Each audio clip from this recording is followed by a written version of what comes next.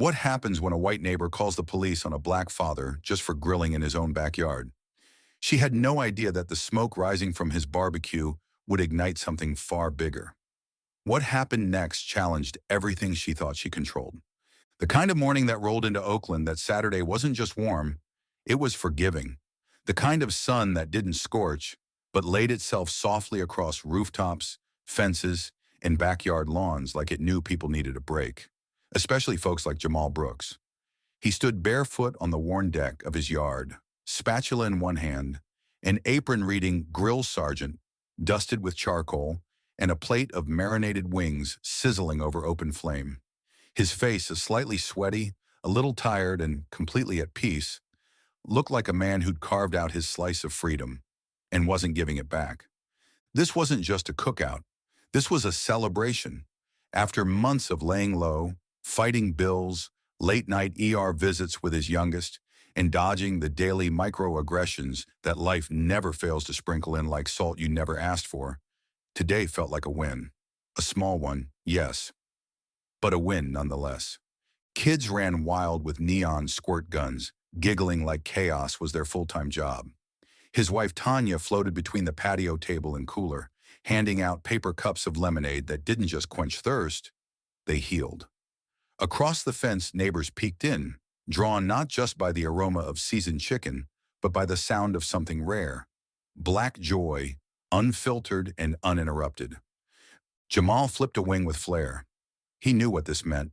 This wasn't just food, it was affirmation. We're here. We're whole. We're still standing. Then just as he reached for the tongs came a voice sharp enough to slice the heat in half. Do you have a permit for that open flame? The words came over the wooden fence like a cold wind. There stood Evelyn Marsh, arms crossed, jaw locked, eyes shielded behind reflective sunglasses that probably cost more than Jamal's entire grill setup.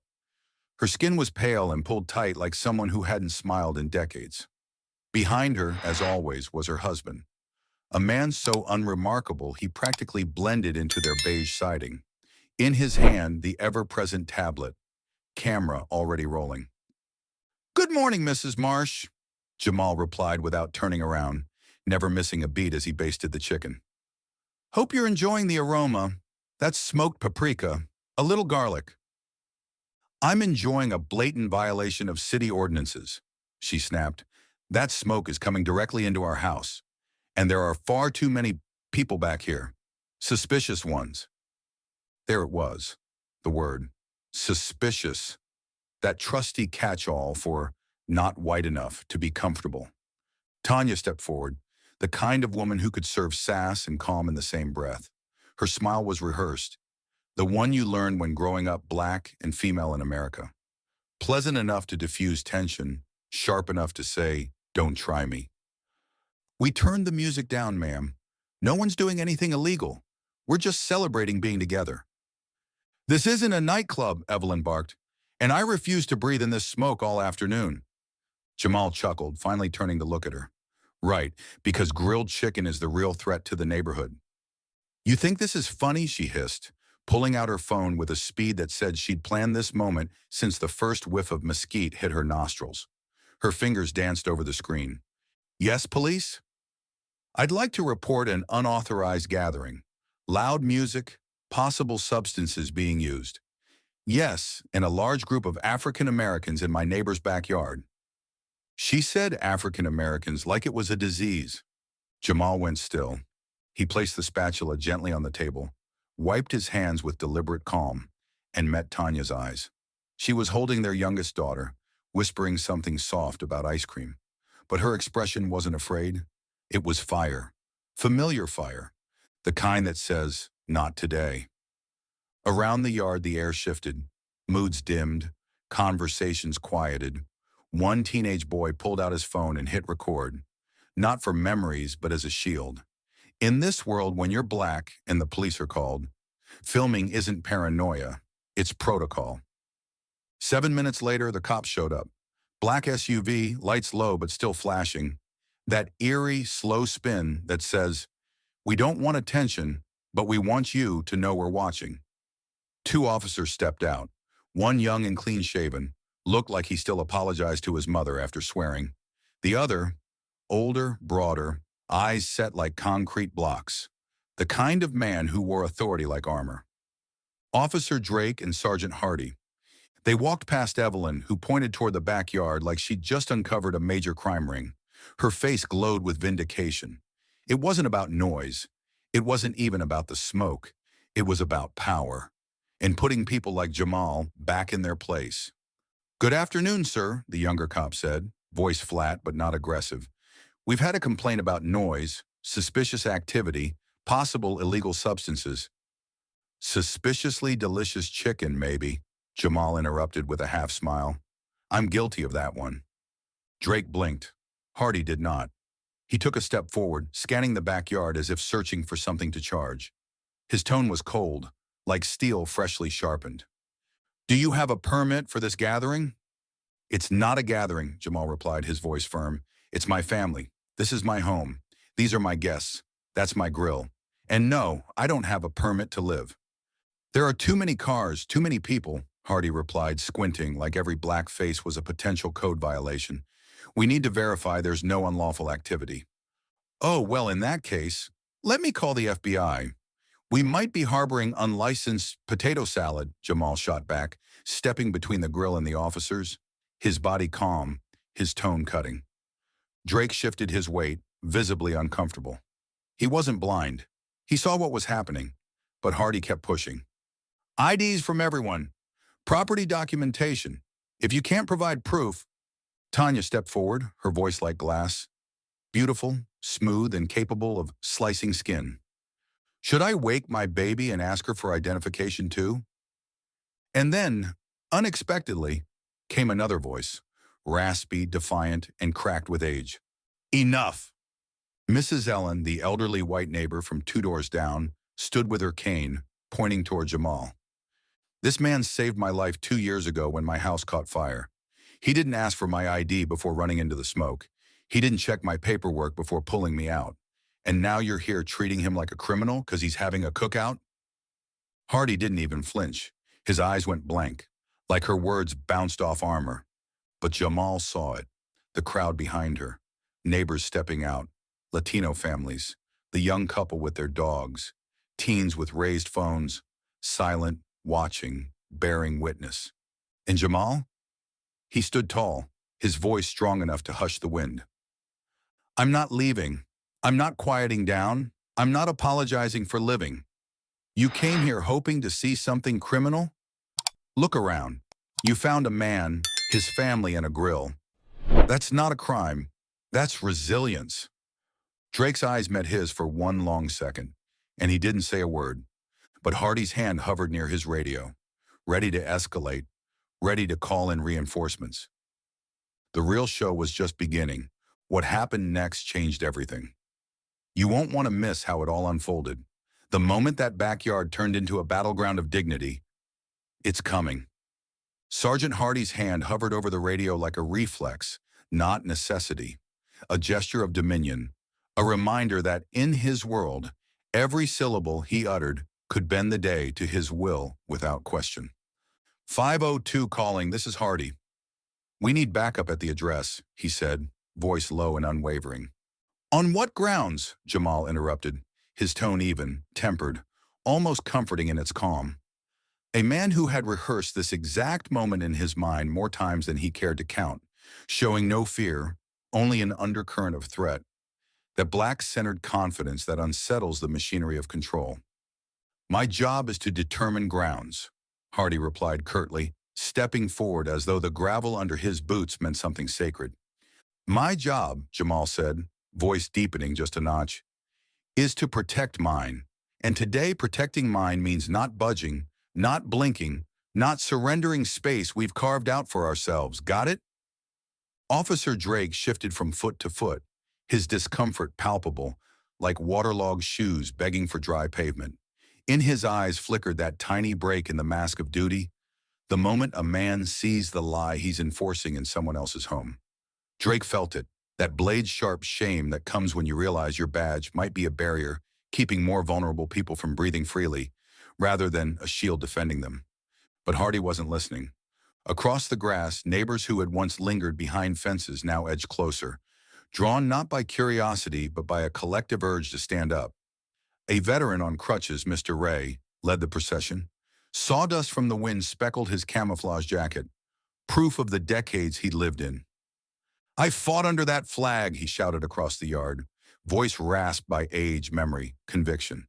"And when I see one of you, one in uniform, using that badge like a billy club instead of a shield, it makes me sick." Hardy glanced at him, but not with respect, like he hoped Ray would choke on his own words or forget he dared speak them aloud. "It ain't your business, sir," Hardy replied, tone clipped. "Yes, it is," Ray answered, voice moving through the crowd like a bell of reckoning. "Because when you come onto this lot and paint a peaceful family as dangerous, that's personal. I've seen real danger. In Vietnam. But this?" He swept a hand toward the patio, where kids played, where plates overflowed with food, where laughter still tried to defy tension. "This is not it." Tanya gripped Jamal's shoulder. Her hands trembled just enough to reveal the pressure, her posture still composed. Every inch of her taut and ready. In her hand, the platter of chicken quivered, a trophy of normalcy inside a battlefield of privilege. Jamal took the plate from her and set it on the table with deliberate care, like planting a flag, like raising a standard. The gesture was quiet but stern, a reminder that this home, this block, this air was theirs as much as any city ordinance. "Want a search?" Jamal asked, voice flat but charged. "Do you need samples of smoke? Or are you testing the wings for aggression?" Hardy moved forward. His hand brushed his holster, not pulling but pointing. "Don't make me use force." "Oh, but you already are," Jamal said, stepping forward so his chest was nearly brushing the brim of Hardy's hat. "You're not pressing triggers. You're pressing fear. Fear rooted in this country's old math. Black man plus liberty equals danger. Familiar equation, Sergeant?" Hardy's jaw throbbed with tension. He wasn't used to this. To having someone call out not just his actions, but the system behind them in real time. To facing pushback that didn't hide behind excuses or absolutes. Then just as Hardy opened his mouth, sirens intoned. Not in menace, but in multitudes. A second patrol SUV rolled in, pulling up beside the first. The yard fell silent, like everyone watched their breaths. "Wonderful," muttered someone under their breath. "Now they're rolling in like it's a blockade." The new door swung open, and out stepped a woman. Midlife, African-American, sharp-cut hair, eyes that carried decades of thought and witness, and the weight of unspoken stories. Around her was the air of someone who knew how things worked both inside precinct walls and outside in real yards like this. "Sergeant Hardy," she said, voice firm but even. "They paged you in?" Hardy straightened, chest out, stance refusing to crumble. "Yes, ma'am." "Report the situation." Hardy exhaled, squared his shoulders. "Complaint of noise. Smell of suspected substances. Aggressive assembly outside city laws." She took in the scene. The grill smoking sweets, kids chasing each other with toy guns. Tanya at the cooler, Jamal standing in front of the table like a sentinel, Mrs. Ellen with her cane, half the block standing silent or nodding, waiting. "Did I miss something?" she said, voice carrying over the mass like a judge striking balance. "Is this a barbecue rebellion?" Hardy bristled. "It's a legal question." "No, Sergeant," she said, lifting her voice just enough. "It's a discretionary one. And, sir, you appear to be in error. Again." Her tone cracked the tension like ice under weight. Not forceful, just unshakable. That kind of command you only get when someone holds both badge and sense of right in the same hand. He took a step toward her. "Are you questioning my leadership?" "No," she said, step returning in place, carrying calm purpose. "I'm suspending it." The yard sat up. Old men leaning on fences stiffened. Teenagers raised their chins. Even Drake exhaled and collapsed into a lawn chair by the fence, looking somewhere between relieved and ashamed. Hardy tried to speak again, and that's when she nailed it. "Surrender your firearm and badge now." Silence, not a soul moved. "Now," she repeated, voice soft but unmistakable. She looked not to Hardy, but past him, to Drake, to Tanya, to Mr. Ray and every neighbor gathered. To the unspoken court they all were. "You thought you came to put us in place. Instead, you helped remind us, Jamal said, stepping into the circle of witnesses, that we already were. Hardy didn't move. Then he turned, removed badge, handed it over, dropped the firearm. Hard plastic clacked on the concrete, light as dismissal. No cheer, no relief, just the quiet drop of that sound and the movement of air as 1,000 judgments exhaled together. Tanya stepped forward, brushing dew off her blouse. "Grill's still hot, Captain," she asked, voice soft, defiant. Captain Patterson, the woman who just stripped authority from the man at the door, grabbed a tongs from the table. "I hope so, because I'd hate to miss actual barbecue, not that processed nonsense they pass off as chicken." Laughter rippled across the yard. Weak at first, then stout, like it found its voice again. Jamal's chuckle was slow and real. It wasn't joy, it was confirmation. Hard-won, but undeniable. This is the moment, heavy, crackling with change, when a neighborhood found its spine and stood tall.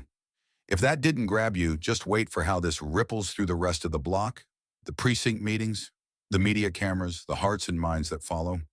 Stay tuned. Captain Patterson was still standing by the grill when Hardy made that long, weighty walk to his patrol car. There was no radio crackle now, no badge glinting in the sun, no firearm pressed to his side like a badge of dominance. Just a man, stripped of armor, stripped of narrative, dragging his boots through the grass like he was carrying every broken illusion of what power was supposed to feel like. The door of the squad car closed behind him with a heavy clunk, a punctuation mark at the end of a sentence nobody wanted to write, but everyone needed to read. Back in Jamal's yard, life didn't just return, it blossomed. The air felt different, lighter, freer, not because the threat was gone, but because the weight of being unheard had been lifted, even for a moment. Chicken hissed on the grill again. Kids chased each other like sirens had never echoed down their block. Someone turned up the music, not too loud but proud. And the laughter, it wasn't nervous anymore. It rang like church bells, like truth being sung out loud for the first time in too long. Captain Patterson sat down at the folding table, gripping a wing with both hands, lips glistening with sauce, sipping lemonade like she was washing away not just heat, but years of bureaucracy and compromise. She looked at Jamal, who was now slicing corn cobs with the calm efficiency of a man who had nothing to prove but everything to protect, and said, "You know, Jamal, you ever think about teaching at the academy? With the control you showed today, you could reshape a generation." Jamal chuckled just a bit, still focused on the corn. "With my skin tone, I'd never pass the background check. Too much honesty in my file." She laughed, not a loud laugh, not performative. A thick, heavy laugh. The kind that lives low in your chest and comes out only when something hits truth. "I'm serious," she said more quietly. "What happened here? This ain't the end. This is one street, but this street made noise. And City Hall heard it. The department heard it. That video's already making rounds. People ain't just mad. They're listening." Jamal nodded, not out of pride but recognition. He hadn't set out to start anything. All he'd wanted was to grill some food without fear. But sometimes the smallest acts of living turn into the biggest statements. And then, like a bad memory that forgot it wasn't invited, Mr. Marsh appeared, alone, no Evelyn. He walked like he'd been waiting all day to find the courage, and only just now realized courage doesn't always come with applause. His khakis looked freshly pressed, but his spirit, that was wrinkled, worn, unsure. "Mr. Brooks," he began, the words already crumbling before they hit the air. Jamal didn't look up, just kept slicing. "Yeah, I wanted to apologize," Marsh said, each syllable sounding like it had to crawl out his throat. "I saw her call the police. I didn't know she'd say all that. She crossed a line." Jamal paused, finally looked up. Not surprised, just tired. "You've been married 20 years and you didn't know she felt like that?" It's not that simple," Marsh muttered. "People change, or maybe they don't." Tanya stepped beside Jamal, arms folded, expression unreadable. Then she leaned over and whispered, Let him talk. Let him burn slow like meat on low heat. Don't flip him too soon. Marsh heard it and lowered his gaze. I think I stayed quiet too long, he admitted. Maybe out of comfort, maybe fear. But today, I saw it. I saw what silence leads to. And I want to help. Somehow. Jamal placed the knife down, took a fresh plate, slid over a chicken wing, a scoop of salad, a chunk of corn, handed it to him like it weighed more than it did. Start with this, he said. Marsh accepted the plate like it was some sacred heirloom. Thank you. It's not forgiveness. It's lunch, Jamal said firmly. Before you're our neighbor, you're going to have to prove you're not just Evelyn's husband, but a man with a spine. Marsh nodded slowly, and then, without ceremony, sat down at the table. For the first time. The sun dipped low behind the roofs, turning fences gold, casting long shadows over chairs and coolers and red plastic cups still half full. The yard quieted. Most guests drifted home, leaving behind traces of joy and plates of crumbs. Jamal remained, alone with the fire pit. Sparks flickered like thoughts in the dark. Tanya read on the porch, barefoot, legs folded under her, her silhouette wrapped in peace. The kids were asleep. The block was quiet. Just him and that old piece of wood, scrap from the original fence, resting on his knee. He ran a knife across it slowly, not carving for art, but as a kind of ritual, a meditation. He wasn't a hero. He was a tired man, but the fire inside hadn't died. Then came the crunch of gravel under boots. Patterson again. I'm meeting with the chief tomorrow, she said without preamble. I want you with me, as a witness, as a citizen. Jamal looked up. I'm not a politician. I'm not asking you to run for office, she replied. I'm asking you to speak, because when you do, people listen, and that's rare. He looked past her, to his porch, to the stars, to the quiet. If I show up, it's for my kids, he said slowly. So maybe someday they'll grill ribs without being watched like they're doing something wrong. Patterson nodded. Then you've already done the most important part. A week later, a letter came from the precinct. Official apology for Hardy's conduct, announcement of an internal review, and a seat offered on the new civilian oversight board. Jamal didn't ask for it, but the fire that had burned that day made it clear. Silence is no longer acceptable currency. The video? It passed 1 million views. Some folks called him a hero, others a threat. But nobody was neutral. Nobody looked away. This wasn't just a cookout anymore. This was a mirror. Somewhere downtown, in a dimly lit restaurant, Evelyn Marsh scrolled through her phone, her face frozen as she read the headlines, the comments. People calling her the woman afraid of chicken smoke. Her expression didn't change, but something deep in her did. Because the world around her hadn't flipped overnight, but it had shifted enough that now she wasn't the one deciding who gets called on. And back on that same patch of grass, that sacred backyard where it all started, the next Saturday came. No drama, no patrol cars, just people. They came not because of a protest, not out of fear, but because now they knew. This wasn't just a backyard, it was territory. Territory of dignity. If this story struck something in you, share it. Because sometimes a single plate of barbecue can spark a conversation powerful enough to challenge a whole system.